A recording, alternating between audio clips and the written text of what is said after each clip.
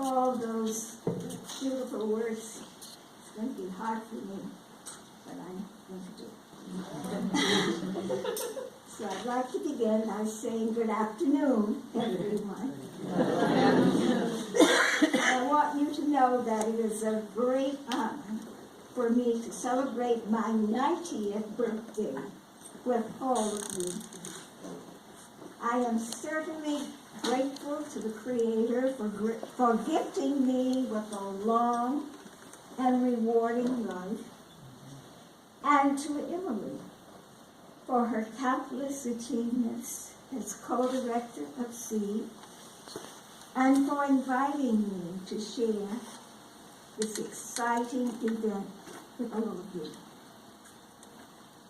I extend thanks to a long list of individuals who have worked to make this event possible. I wish to thank the Wellesley Centers for Women for contributions they've made in helping improve the status of women. And the past few weeks have certainly shown that much yet needs to be done for women in our society. And I also thank them for sponsoring this afternoon's celebration of our work. I offer gracious thanks to SEED, this body that from 1989 to 2013 has figured so prominently in my life, and it continues to be a source of empowerment and inspiration. Thank you, Brenda and Nancy, for your heartfelt words, and Peggy for your encouragement and your on-path-breaking work. I offer thanks to all of the serious change seekers that I met during my years as a SEED leader. Lastly, I'm grateful to my family and my friends and to all of you who found your way to this campus today to celebrate this event. One contribution of Emily's window and mirror metaphor stands out to those of us who wrestle with the concept of multicultural education at the New Jersey Department of Education in the, I can't always pull the date right out of my head, but in the late 80s, I think that's right. Yes. We were trying to develop guidelines for the schools in New Jersey to follow when we were urging them to implement, to make their curriculum multicultural. And we argued and we discussed, and there was so much confusion about what multicultural education really meant. But when Emily introduced her concept of window and mirror, we found that many of the things that had dominated those conversations were summed up in that simple metaphor. So it really helped us a lot in getting ourselves and those guidelines together. Turning to there's one thing more. Emily gave us concrete symbols that everyone understood. When we give children the opportunity to see themselves and their lives mirrored in books and other teachings in the classroom, as well as open the window to unfamiliar books and teachings in the classroom, we are validating the children and respecting what they bring, as well as helping them grow by seeing the new and unfamiliar.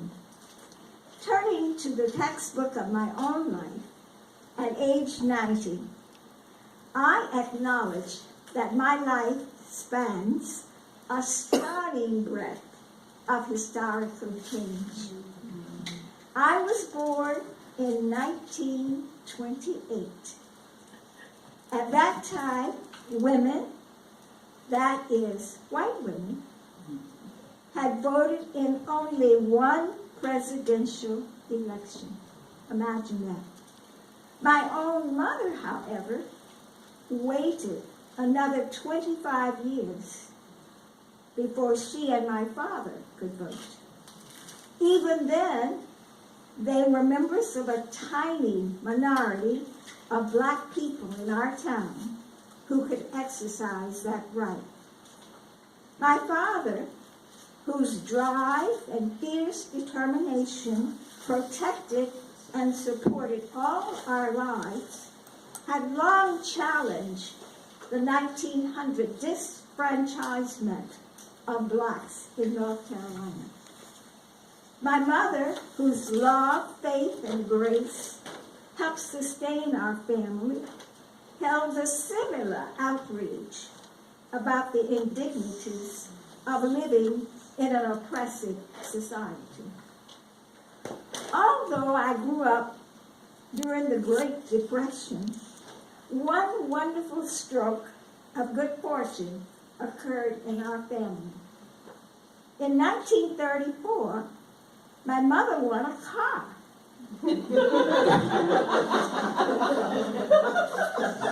A new Dodge 1934 Dodge sedan.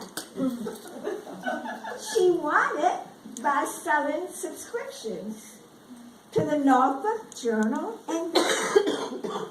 And the Norfolk Journal and Guide was a very widely read, popular weekly black newspaper. So, my mother never liked to drive. My father then used the new Dodge in his funeral business. Which, now that I think about it, was the real purpose of all her hard work.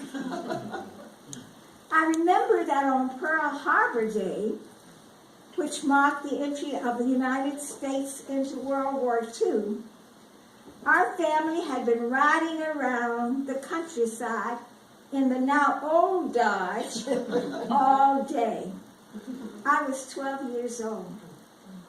On that day in December 1941, we stopped for a visit with my grandfather and my grandmother. And it seemed as if everyone else in the world knew what had happened at Pearl Harbor but our family. After that day, my sisters and I would sit on the front porch. We lived right on Highway 301 that passed through Enfield, North Carolina. And we saw long convoys of young soldiers, young men, going off to war, traveling to Fort Bragg. And there was no television in those days, not in our house. So we sat and we would often wave to the young soldiers as they passed. That was during World War II. When the war ended, I was a student at Hampton Institute, and the campus was filled with young black men who had served their time and were coming to get a college education on the GI Bill of Rights. I graduated from college in 1948, the same year that Emily Schuyler was born. I held numerous teaching jobs, including 1 year when I was 22 years old in a country school where a large coal burning stove, kept us warm in the wintertime. And the principal there assured me that the children will never respect you if you don't spank them. I wasn't sure about that coal burning stove. You know, it's been so long. So I called the woman in Enfield just last week and I asked her. I knew she had lived, she's 96.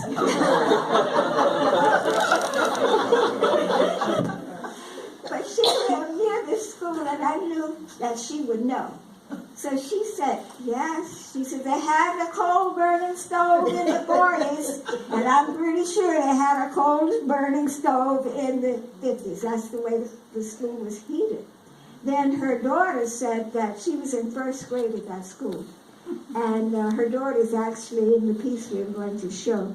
And she said, yes, they did have that kind of heat when she was a student. I spent almost 2 years in a school for sharecroppers, where I taught the farmers' children the Virginia reel, and I helped harvest the tobacco crop. My early ambition was to teach in my hometown, where we didn't have a high school for black children until 1953. I was a proud member of the first faculty of 5 teachers at that high school. The peak time of my life, however, without doubt, was the period we refer to as the 60s.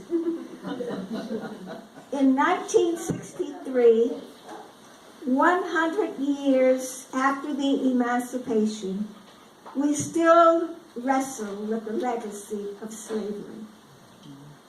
Many black people in our town worked in the kitchens and on the farm for $3 a day. Later, I learned that at that time, the Halifax County Board of Education spent 8 times as much money educating white children as it spent educating black children. I was one of 2 teachers in our community who played an active role in the infill freedom movement. For that assertion, the school authorities fired me. The movement supported me in filing a lawsuit against the political and educational leaders in that town and county. The National Education Association supported my case. In 1967, after losing in the Eastern North Carolina District Court, the United States Court of Appeals for the 4th Circuit ruled in my favor. The NEA, the National Education Association, credited the suit with saving thousands of black teachers' jobs. The suit also reaffirmed the right of all teachers to engage in political protest, a right I continue to exercise as a member of a people's organization for practice. One more. At the end of that turbulent period in my life, I paid homage to the scholarship on the shelves by returning to school and earning 2 graduate degrees from Rutgers University. I also raised a wonderful young daughter, who is now her son. I am indebted to Emmy and Gail and John Doe for enriching this last chapter of my life by making it possible for me to document some of the highlights of my near century-long presence on the planet. I think that Emmy came up with the idea, and Gail actually served as the video's first producer. She and Nancy accompanied me on a trip on one of the shoots to North Carolina. About 1 year ago, I exhausted the funds on hand, but 2 very fortunate things happened. One is that Karen Riley, Karen is seated on the last row. Karen began working with me. Karen brought her skills as a computer person, and the 2 of us have been working very, very hard, really, in trying to bring this project to a successful to carry it on. At that time, since we were out of money, instead of saying, well, I can't do it, I decided, well, maybe we should also write a book about the movement. And so that's what we did. I was able to reach out to some of my former students, and together we started Sunday evening conference calls. And we have engaged recently a master teacher of writing who lives in our town, who is now retired, but who taught at Rutgers University, and is really an excellent teacher, has joined us. And when we turned in our first papers, he said, well, we'll call this a zero draft. Not a first draft, but a zero draft. So that's what we're working on. We're trying to get our first draft together. But we do have just a little piece of the video that Karen and I are trying to prepare. We are hoping that we will have a rough cut by Christmas. And we are working on a website and a Kickstart page. So as you view this, we hope that you will also think about helping us complete this project.